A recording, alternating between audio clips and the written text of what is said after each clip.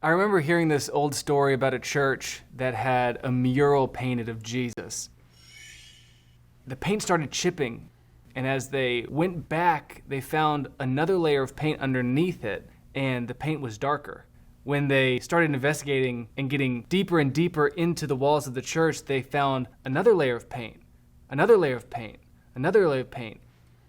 They realized that the church that had been there for hundreds of years had always renovated and updated this painting.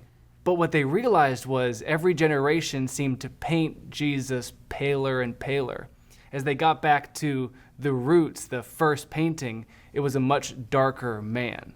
I think sometimes we forget that Jesus was Jewish. Some people don't know that, but even the ones that do, we often don't realize the implications of this. I would say it this way: Jesus is more Jewish than you think he is. Jesus remained an observant Jewish man his entire life. We often think of Jesus as sinless, but that also means that he was brought up to observe the Jewish law and keep it religiously. He made pilgrimages to Jerusalem. He was faithful in keeping the Jewish festivals that were listed in the Old Testament. He even celebrated things like Hanukkah. In John 10:22, it says he came to the feast of dedication at Jerusalem.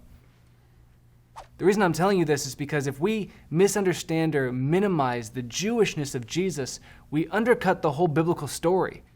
Where at the beginning, God chooses Israel, and then he sends a Jewish Messiah to save his people. Jesus even said himself, "I came for the sheep of Israel."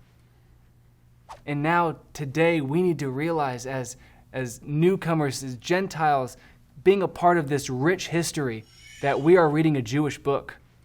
We've been saved by a Jewish Lord, and one day we will celebrate in New Jerusalem.